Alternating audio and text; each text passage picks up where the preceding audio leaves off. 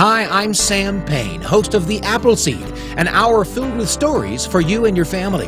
And we're not talking about news stories here. We're talking about fairy tales and folk tales and personal stories and family tales and even a little music from time to time. And each story could spark a memory for you that you can share with the people that you love. Hear The Appleseed every Thursday at noon, right here on the information and cultural beacon of the Four Corners, KSJE, Farmington, New Mexico. You're tuned to KSJE, Farmington, New Mexico, 90.9 FM. And now 103.3 FM, K277CR, Durango, Colorado. KSJE is supported by San Juan Regional Medical Center. The most important ingredients to sustaining health and wellness are the resources and tools that help you live a vibrant and healthy life. At San Juan Regional Medical Center, the goal is to promote health by making sure those resources are available. Find the path to the best life at lifebetterhere.com. San Juan Regional Medical Center. Better is our mission, improving lives through personalized health and care. Celebrate KSJE's 35th anniversary on Friday, September 12th at San Juan College. Enjoy Ballets with a Twist, the show that mixes the glamour of Hollywood with the excitement of modern dance. Tickets are free to celebrate KSJE, but you need to reserve your seat. Go online at sanjuancollege.edu. The show starts at 7 p.m. on Friday, September 12th at the Henderson Performance Hall at San Juan College.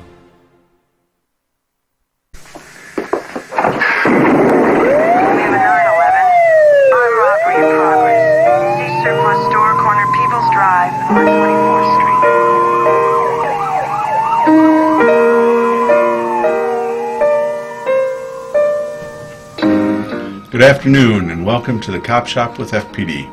I'm Chief Steve Hebby. With me as always is Public Information Officer Shanice Gonzalez. How are you, Shanice? I'm good, Chief. Enjoying the rain. How are you? Well, I didn't enjoy it all.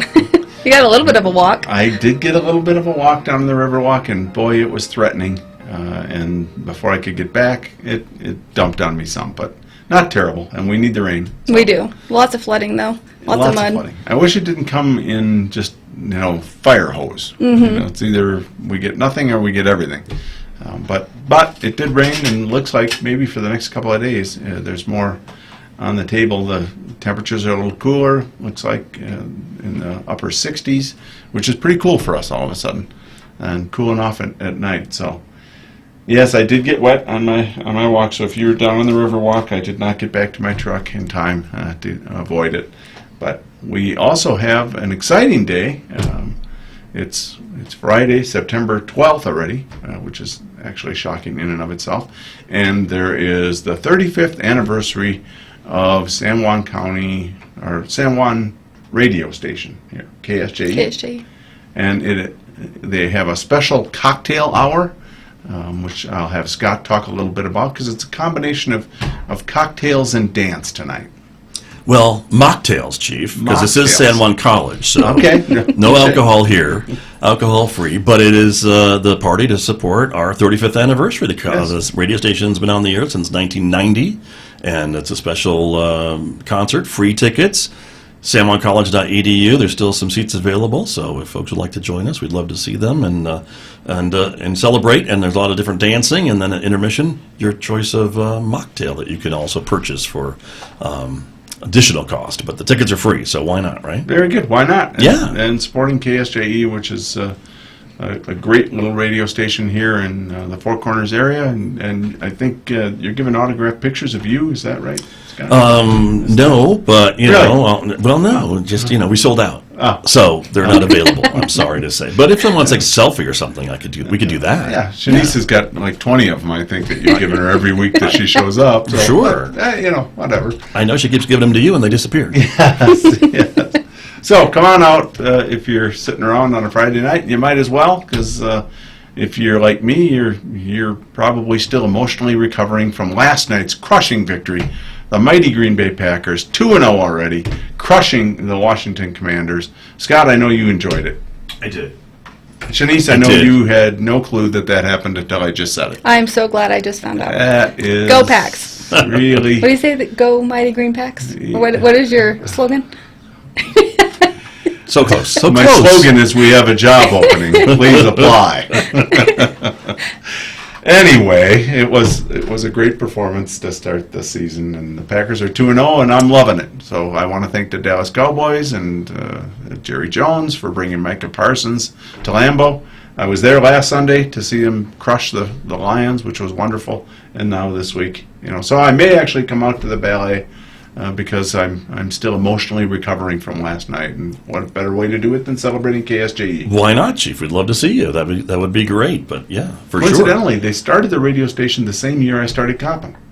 How about that? I started in December of 1990. Okay. So we're both celebrating 35th anniversaries. Yeah. What are you doing for yours? Not ballet. No? Okay. That's just me. Okay. Fair enough. But it'll be a good party no matter what you do. Well, We could always do a fundraiser, though. Yeah, We could. Well, It's true. we'll see. We'll leave that one kind of open-ended for now. We've got some things coming up, though, at the police department, including next week. Yes, sir. We have Southwest Women's Law Enforcement 6th or 7th conference, and that's super exciting. That is. So that is a statewide conference, predominantly aimed at women in law enforcement, but it involves civilians and brings in guest speakers from around the country to talk on policing and how we can do better and how we can support people that are trying to get into the business or trying to stay in the business. And our captain, Sierra Tafoya, has been running that show the whole time. She's done just a great job and built this up real nice. It's always an event that we draw a lot of people into the community from across the state, and so we're excited about that one. Where did this idea come from? I went to a International Association of Chiefs of Police conference and was trying to do more to get women police officers. Farmington was like 6% female when I started here in 2014, which is about half the national average. So I was looking for ways that we could increase our recruitment of females into the profession, plus support our civilian staff. And at the conference, they were talking about how these departments had put on their own Women in Law Enforcement conference. So I came back mad that somebody else had thought of it before me, and assigned Tafoya to do it, and she's been just taking it and running with it. So we've had some great speakers with some great stories of survival and battling through the odds. And I think we've got a couple of more of those stories this time, too, in addition to some other speakers. So it's a very good conference. We do, and it's awesome to be able to see women being able to support other women in law enforcement. I think this year we have an officer from somewhere else in the country, but she wrote a book about the dilemma of being a mom and a cop, and that is something that we're trying to be able to push these officers, is to be able to have families also and being able to find that balance. So it's a good support system for them. Yes. Then there doesn't tend to be a ton of trainings for civilians in policing. So they play such a key role in your agency, whether it's somebody like Shanice, who's not sworn, or my records clerks, or our CSOs. You have so many civilians that are key to doing the job, and they all tend to be kind of obscured to a degree by sworn. The dark uniform, the big badge, people glom onto cops, but really we struggle to recruit, period. We need the real-time crime center folks that are looking at the cameras, that are helping officers do their jobs. We need the dispatchers and the records clerks behind the scenes that allow for the community to be safe and don't tie up officers doing all those things. So we've really had pretty good success with civilians attending as well. And this year we actually opened it up to the community. So if anyone has interest in being law enforcement, so right now it's always been women in law enforcement in some capacity, but now it's open to the community. So if you're interested in a career in law enforcement, there's still time to sign up. Very good. And we're, of course, closing in on, at the beginning of next month, our National Night Out. Yeah, and that one is Farmington being Night Out. rebranded. Yes, sir. Yes. So Farmington Night Out. talk about the rebranding a little bit. So I think the vision for all of this was to make it bigger. National Night Out is something that we do as a country already. They it's its own organization, correct? And police departments are able to adopt this, and it's normally centered in July, correct? August usually, which hurts us. You know, A, it's a hot time of year for us, and then B, you know, we have Connie Mack. That's always been an obstacle for us. So they've had an alternate date, and we've gone with that alternate date, which is the first Tuesday in October. And it's always been a free event. That's really what they push it for, to be able to bring law enforcement and the community together and bridge that gap. Farmington Night Out, we're trying to broaden that and bring more organizations involved with it, make it more of a city ordeal, and be able to do some fundraising. That's something that National Night Out doesn't prohibit or doesn't allow. So we're able to do some fundraising and be able to give it away. Yeah, we've had a lot of vendors showing up over the last several years. It's gotten to be a huge draw. So we were actually outgrowing Berg Park. And we were sitting around talking about this last year after it, because there were so many vendors that wanted to get in with the night out. And we thought, you know, we actually don't charge anything. The police aren't looking for money out of this, but we actually could support some of our local charities, because those are many of the groups that were showing up as vendors to try and promote what they're doing. Well, what if we actually tried to reach out and have them benefit in some way from the thousands of people that really have been showing up to this event? So the combination of it, it's a growing event, and we're trying something different this year. We're also moving it to a different location, and that's downtown. That will be from all of downtown will be shut off, but the event will be from Orchard to Lake. We will have tons of vendors. It'll be just like last year as far as activities go for kids. All of those will be for free. Every organization that's participating will provide a free activity for kids. We have candy that we'll be handing out.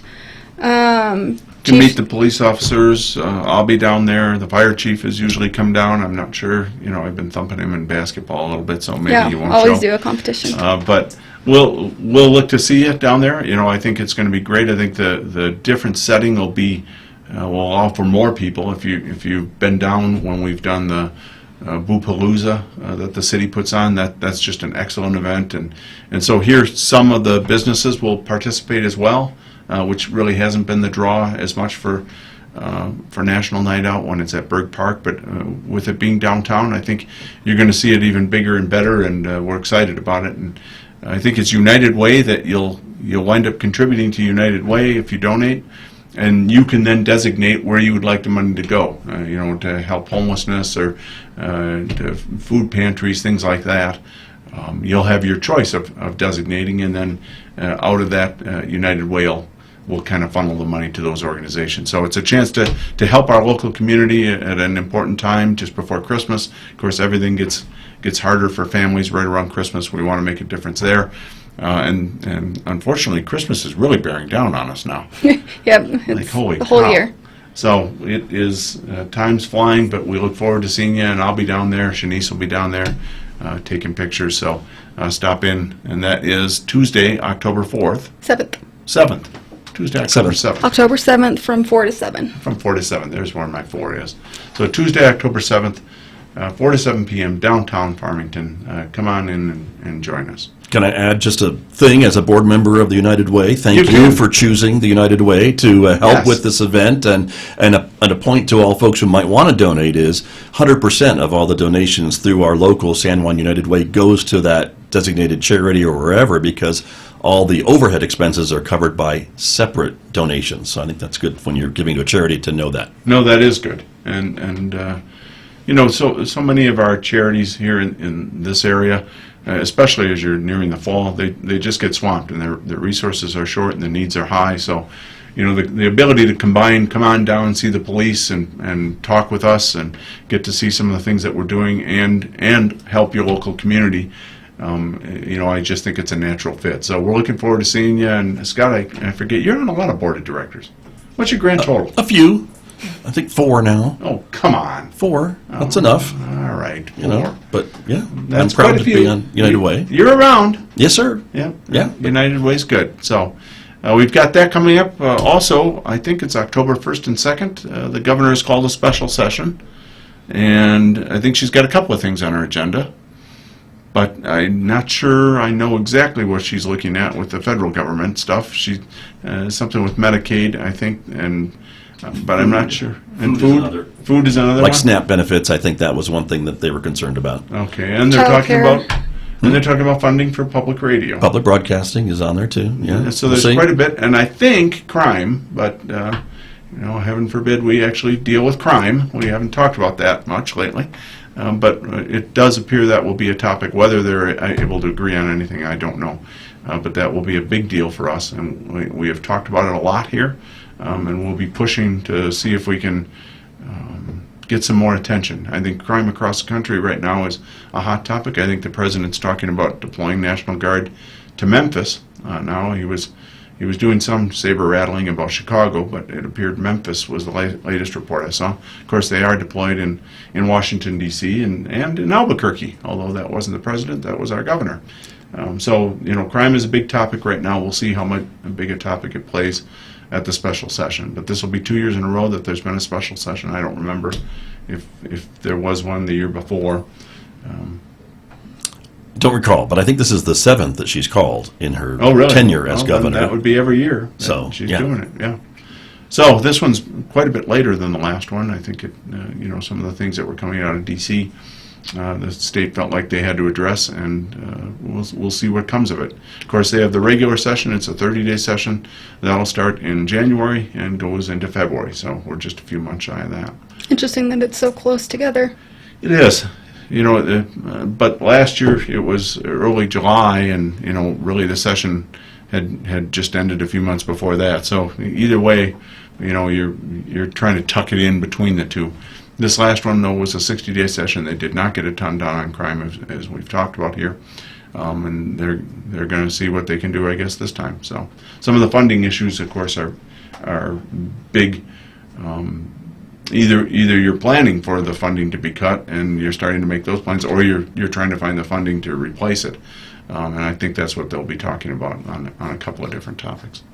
So we've had all of that, and then really the latest big news here over the last several days has been the killing of Charlie Kirk in Utah, which really has dominated the last 24 to 36 hours of media coverage and of attention, I think, in the country. For a number of reasons. Shanice, you've followed the story some, I imagine? I did, And it absolutely tragic. An assassination. Yeah. Had you heard of Charlie Kirk before? I did not. I was actually in an interview with KOAT with one of our detectives, and then he was the one that notified me. And then it was everywhere. As soon as you open up your phone, that's all you see. Yeah. It was a big deal. It was surprising. I think, we have murders. There was a murder of a couple of legislators in Minnesota a few months back. There was, a fairly shocking murder in Charlotte of a woman on a Ukrainian refugee on a train, and the guy just stands up and stabs her to death on video, and then just walks off, leaves her there bleeding, and she dies. Those are stunning and in and of themselves. And when the Minnesota thing happened, we were reaching out to our legislators to see if there were things that we as a police department could do if they had safety concerns. We wanted to make sure that lines of communication were open, that if they were receiving threats, that we were hearing about it so that we could act on it quickly. But those are kind of behind the scenes things. This one on somewhat of a stage in front of thousands of people was shocking, I think, no matter who it would have been. And then in this case, Kirk is popular in conservative circles, and so had drawn quite a few. I don't know if I ever heard how big the attendance was there, but there appeared to be hundreds, if not thousands, of people in attendance at the event. And he's just shot to death right there, which would have been President Trump a year ago in Butler County, in that same sort of setting. So that is certainly, shocking to most Americans. And the suspect was arrested this morning. He was. I had a couple of false alarms about that, which never makes me happy as a police chief that we're, you work hard not to put out inaccurate information, not to jump the gun, make sure that we got stuff verified. There's a ton of pressure on social media to get the word out, but I'm rarely happy to see we keep putting out suspect caught, and then he isn't caught. We wind up releasing whoever it was. So, that is a case in point for all of the folks that follow us. That there is a reason why we take a little bit more time than maybe your social media posts. They're putting out information quick. But they don't really labor with what happens if you're wrong. And when the government accuses people of doing things, we ought to know what we're saying before we do it. And so we are a little cautious, and that's something, Shanice, you wind up having to deal with, is criticism over how slow we are sometimes to confirm things. But we're trying to make sure we're confirming facts. And we know what that's like to be in the national spotlight and have Yes. that pressure on us where we're not sleeping for days at a time trying to be able to figure out what happened and why it happened. Yeah. But nonetheless, I was proud of the law enforcement officials that were able to track this down, because it really starts it's just a madhouse. Somebody shoots one shot, so it's not like there's even a ton of shots to kind of pinpoint where it was coming from. But reasonably quickly, they were able to come up with video footage. One reason we've been as devoted through the last several years on a real-time crime center is how much crime you can solve by having these cameras around. And as you've seen, if you were basically if you were awake over the last 36 hours, they were putting out more and more footage, more and more still shots from footage of the shooter, which eventually helps pin down who he is. Looks like it was politically motivated, which I despise hearing, honestly, in our country, and we've talked about that a bunch over the last several years, the polarization. One of the things that, and I didn't follow all of Kirk's, but Kirk was big on dialogue. He wanted people to come and he would debate with them. Which is supposed to be what college is for, which I enjoyed in my college career, was debating your ideas and your thoughts in a free-flowing manner, but not in a violent manner. And so to end like this was really, I thought, disturbing, and I was very happy that we apprehended him. And it's scary to think that we're at a place now where we can no longer agree to disagree. And somehow we've dangerous. wrapped ourselves around the flag of we are protecting the world from this hate. Because honestly, hate's in the eye of the beholder, and I don't tend to love anything anybody says, honestly. Somebody's always saying something I'm not really a big fan of, but I can't believe we're now at a point in this country where the Constitution means nothing. You don't have free speech. It's more important, and I think CNN just ran a poll that said like 34% of college students now think that violence is okay if they don't like the speech. How about we start back in freshman orientation with the Constitution? And if you don't like that, then you're out of the school. That'd probably be where I'm at.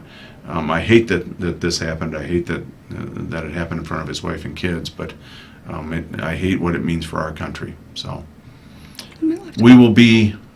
We'll see them again. We'll be on the air one more time before Farmington Night Out, so we'll have a chance to talk with you again, get you prepped for that.